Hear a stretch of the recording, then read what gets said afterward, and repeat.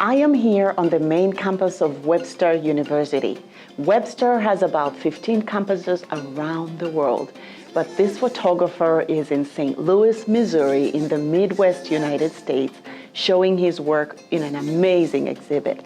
He's worked with Amy Schumer, Kerry Washington, Tracy Ellis Ross, big names in Hollywood that you cannot even imagine. And I'm about to sit down with him. Join me.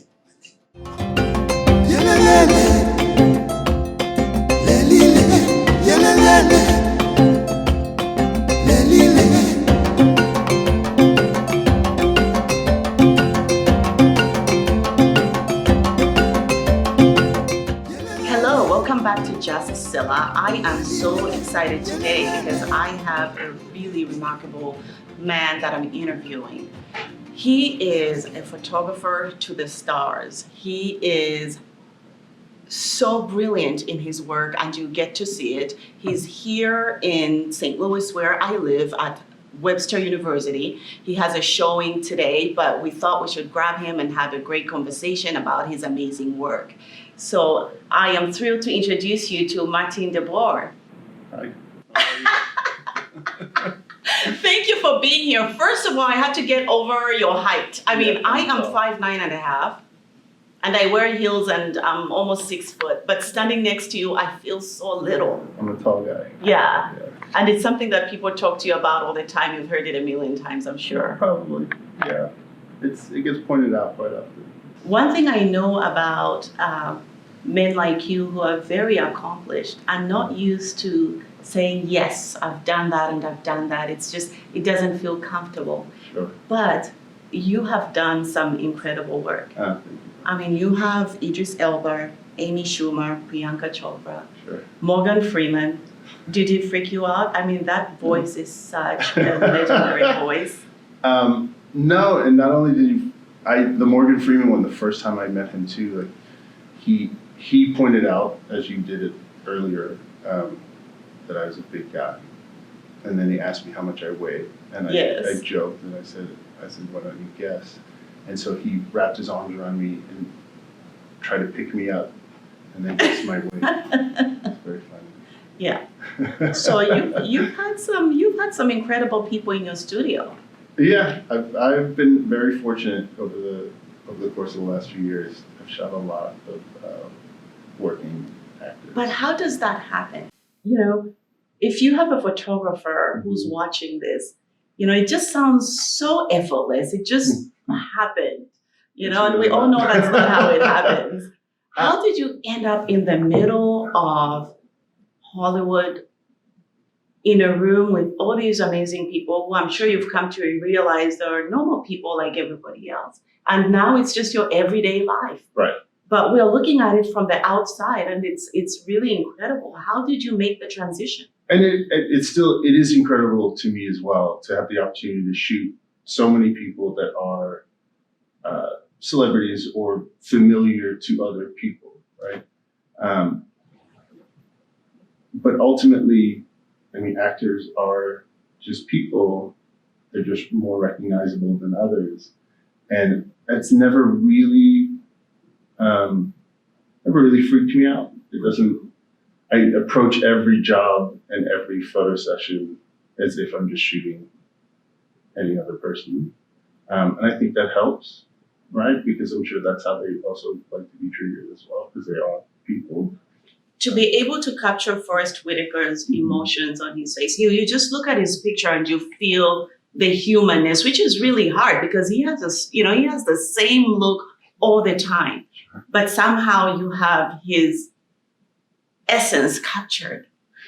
So I talk about this a lot. This is feedback that I've gotten sort of consistently throughout my career. That people feel comfortable, that people look comfortable in front of my camera. And it was probably the most uncomfortable feedback that I could ever get about my own work. Because, if you ask me what camera I used, what day it was, what the lighting setup was, who the client was, any other detail about that day, I could tell you. But if you were to ask me, how did you get him or her to look comfortable or look like themselves, Because I mean, I am intimidated. I don't know how you get people to be comfortable. You're this amazing energy, Mhm. you know, forget your height. You're this amazing energy in the room. Thank you. You know, how do you get people to relax? I don't know, but I seem to do it consistently. So I heard something about your tattoos. I They're have some usually an tattoos. icebreaker. Sometimes, yeah, they can be. But I don't. I think it's just sort of like, as I mentioned earlier, it's just my approach to people are people, no matter if they're recognizable or not. Um, and maybe that's the reason why people look comfortable. I don't know. So I am really fascinated about how you came from Scotland. You have a Dutch background, Mhm. you lived in Scotland, and you ended up in the Midwest of the United States. How did that journey happen? So I was born in Scotland because my parents were working in Scotland at the time I was born. We left there when I was 13. I attended an international school in Norway. And then graduating that international school with an American diploma, it just seemed like a natural progression to go to a university in America. And Webster University and schools like it send out recruiters, I guess you would call them. Yes. And I'd met a recruiter for Webster University. I looked at their campuses that were around the world. I noticed they had one in Holland, in Worcester. And I thought that it'd be interesting to go to their main campus here in St. Louis. So I went through the application process, got accepted. They even gave me a little bit of a scholarship. And so I found myself here in St. Louis. So you attended Webster University. What was your experience? I mean, the culture is really different in the United States. It was very different. Yeah. What was my experience coming from Europe to here? Yes. It was, I think Webster University and Webster Groves was a good choice for me because it wasn't overwhelmingly large. Like the campus was still relatively small and I was living on campus. It wasn't that hard of a transition for me that I can remember. I really enjoyed like the small community feel of Webster at the time. The same summer I was planning on coming to Webster, my parents actually moved to Barnesville, Oklahoma. And so the first few months I'd spent some time in America being with them in Oklahoma. And that was more of a culture shock than coming here to Webster. So you moved from Europe to St. Louis to attend Webster University. Correct. And you did not come here for photography. No, I actually came here to study special education.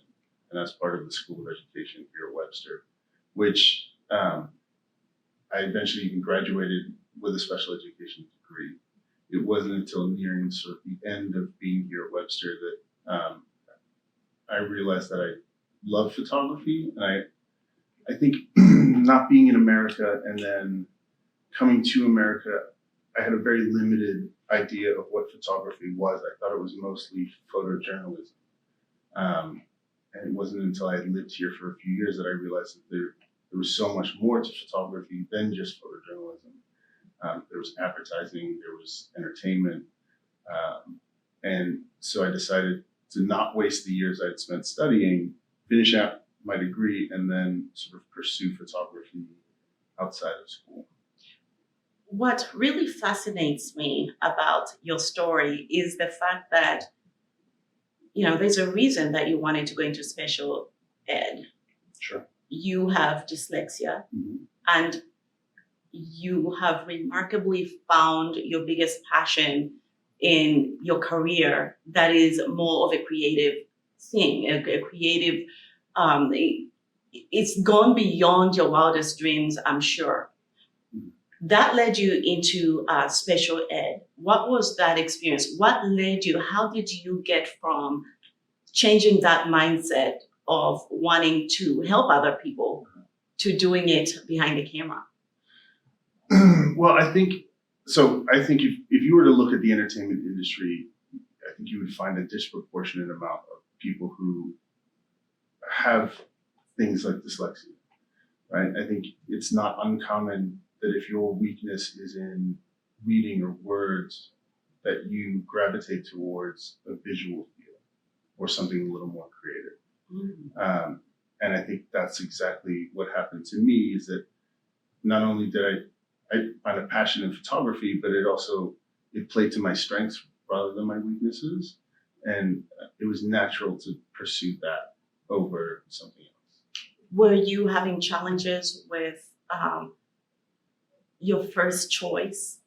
Because I have talked to people, including myself, I have my own challenges. Mm-hmm. And what I'm doing now is not what I thought I was going to do. But at some point, I realized that I wasn't going to excel in that thing that I wanted to do previously. So how did you make that transition mentally to know that you could do it and take it to a level that it is now?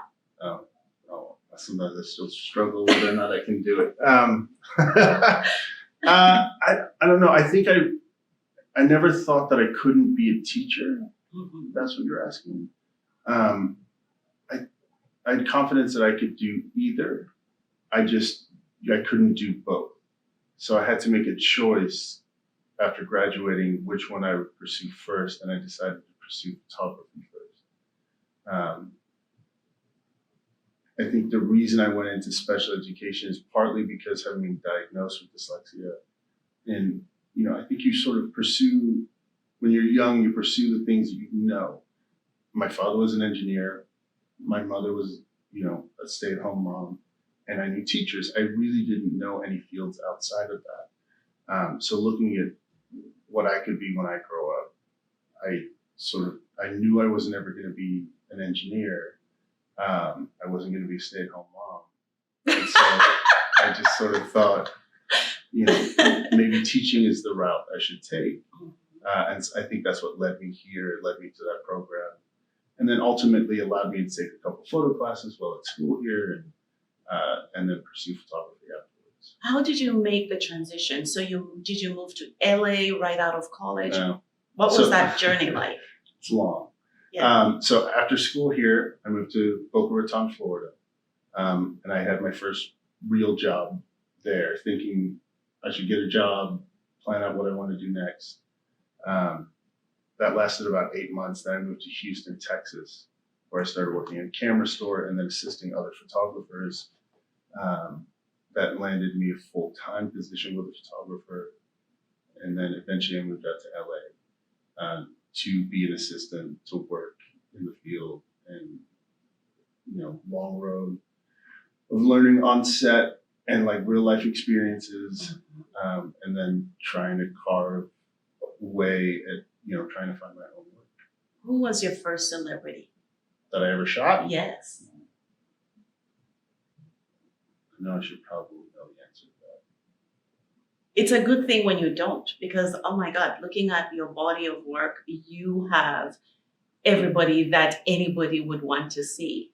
I think the one that stands out, and it may not be my first celebrity, it probably, I think I shot some musicians before that, but I can't remember who. But I think it was Diane Carroll. And I know, oh my God, that is so dynamic. That was my first. How did you meet your wife? My wife, she was a friend of a roommate of mine, and we met that way. And it was, hello, and nice to meet you. And I tried to impress her by cooking dinner, and then asked her on a date, and we've been together. But it's not just dinner, because I heard you're quite a cook. You enjoy the kitchen. I do. I love to cook. Yeah. Yeah. What's your favorite dish? Although I wasn't as good at cooking back then as I am now. Right now, my favorite dish to make is paella. I haven't had that in a very long time. I've never actually had it. I've only started making it myself, from cookbooks or the internet, and I love it. It's amazing. Where do you see your life going in the next couple of years? I've always wanted for myself just sort of a steady progression and a career in photography. And so just continuing good luck with getting work. And, I know, it sounds all natural, but it's really hard. I mean, for a photographer out there or an entrepreneur out there, they're looking at you thinking, oh my God, how did you do it? And you just say it at one point, you wake up and you actually just did it. So it's just taking every step. Is that how you approach it? Yeah, it's just sort of one day at a time and just moving forward. And So if somebody wanted to break into Hollywood, because everybody thinks as a I'm going to photographer? Hollywood as a photographer, Sure, as a creative, sure. you know, what are 3 things you can tell them quickly? Be obsessive about it. You know, don't take no for an answer. And just don't give up. So don't take no for an answer. Can you take a picture of me? Yes. Yes, thank you, thank you, thank you so Of much. course. And thank you so much for making time. You have a big day ahead, and it's been such a delight. It's been a Thank pleasure. you, Martin. Thank you very much. We'll see you next time. Clap Do real you quick, have Scylla. your camera? I don't have a camera.